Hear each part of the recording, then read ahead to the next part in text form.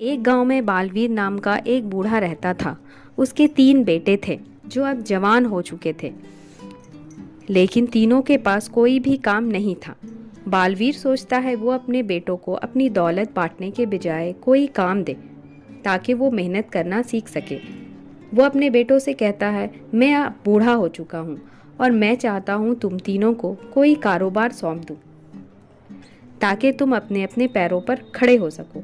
बालवीर की बात सुनकर उसके 2 बेटे खुश हो जाते हैं, पर सबसे बड़ा बेटा अधिवीर इस बात से सहमत नहीं रहता। वो कहता है, क्या पिताजी, जब आपके पास इतनी दौलत है तो हमें काम करने की क्या ज़रूरत है? आप अपनी दौलत हम सब में बराबर बराबर बांट दीजिए और बात खत्म कीजिए। बालवीर कहता है, नहीं, मैं ऐसा हरगिज़ नहीं करने वाला। अगर मैं तुम लोगों को सारी दौलत बांट दूंगा तो तुम लोग कभी मेहनत करना नहीं सीखोगे। पिता की बात सुनकर अधिवीर कहता है, ठीक है, बताइए आप हमसे कौन सा कारोबार करवाने वाले हैं?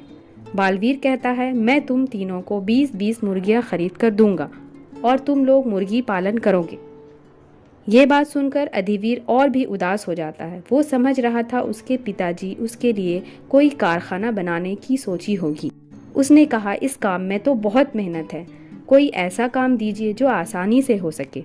बालवीर कहता है, मेहनत वाला काम है इसलिए ये काम चुना है ताकि तुम लोग मेहनत करना सीख सको। बालवीर अपने तीनों बेटों को 20-20 मुर्गियां खरीद कर दे देता है और सबको मुर्गियां रखने के लिए एक एक लोहे की जाली भी देता है।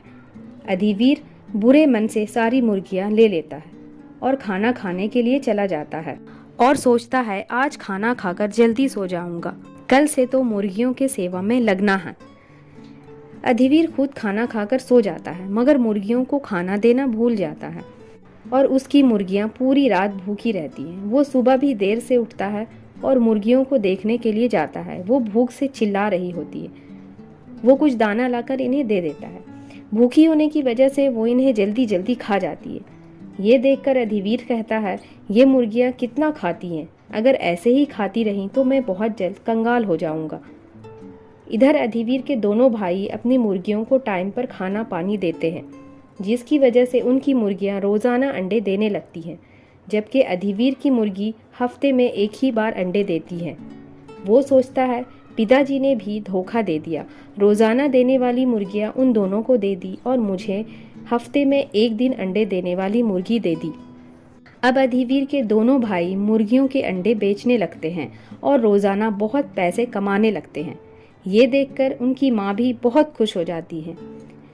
इधर अधिवीर हफ्ते में कुछ ही अंडे बेच पाता है। वो अपने भाइयों की कामयाबी को देखकर जलने लगता है। वो सोचता है, मेरी मुर्गियां अंडे नहीं दे रही हैं, ज़रूर इसमें मेरे भाइयों का कोई चाल है। आज रात सारी बाजी ही पलट दूंगा। रात होती है और सभी लोग खाना खाकर सो जाते हैं। अधिवीर सोचता है, अब मज़ा चखाता हूँ अपने भाइयों को।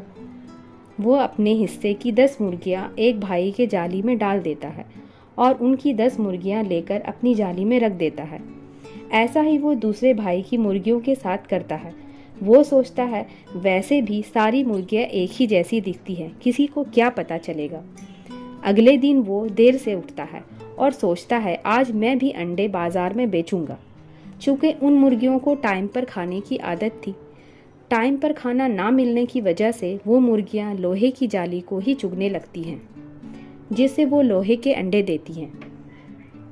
जब अधिवीर जाली के पास आता है तो लोहे के अंडे देखकर हैरान रह जाता है और सोचता है, लगता है मेरे दोनों भाई लोहे के अंडे बेच बेच कर इतने पैसे कमाते हैं।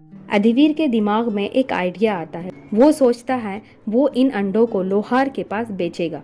लोहार से बात करने के लिए उसके पास जाता है और लोहार से कहता है, मेरे पास 20 लोहे के अंडे देने वाली मुर्गियां हैं। तुम लोहे के अंडे पिघलाकर लोहे बेचो और आधे पैसे मुझे दे दो।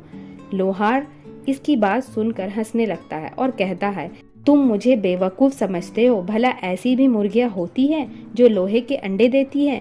अधिवीर कहता है, मैं सच कह रहा हूँ, तुम्हें यकीन दिलाने के लिए मैं कोई भी शर्त लगाने के लिए तैयार हूँ। लोहार कहता है, ठीक है, अगर ऐसा नहीं हुआ तो तुम अपनी 20 मुर्गियां हार जाओगे।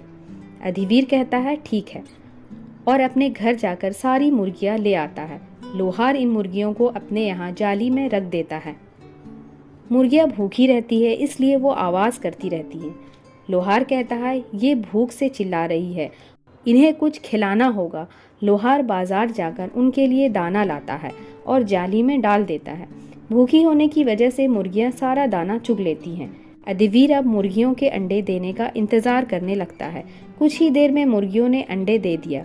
अधिवीर ने कहा जाओ लोहे के अंडे ले लो। लोहार जाली के पास जाता है, देखता है मुर्गियों ने बाकी मुर्गियों के जैसे ही अंडे दिए हैं। ये देखकर लोहार कहता है अब तुम सारी मुर्गियां हार चुके हो, अब ये मेरे हैं, तुम यहाँ से जाओ। अधिवीर कहता है ये कैसे हो सकता है, चलो मेरे घर, मैं तुम्हें लोहे के अंडे दिखाता हूँ। लेकिन लोहार इसे भगा देता है। वो घर आकर देखता है उसके बदले हुए मुर्गियाँ इनके भाइयों के पास खूब अंडे दे रही हैं। ये देखकर वो बहुत उदास हो जाता है और वो जालियों को देखता है। तब उसे समझ आता है कि मेरी मुर्गियाँ लोहे के अंडे क्यों दे रही थी। उसे अपनी गलती का एहसास होता है और बहुत शर्मिंदा होता है। वो सारी बात अपने पिताजी को बताता है और उनसे माफ़ी मांगता है। पिताजी उसे माफ़ कर देते हैं और नई मुर्गियाँ खरीद कर देते हैं, जिसे वो बहुत मेहनत से पालने लगता है। हमें ये सबक मिलता है कि आलसीपन का अंजाम हमेशा बुरा ही होता है।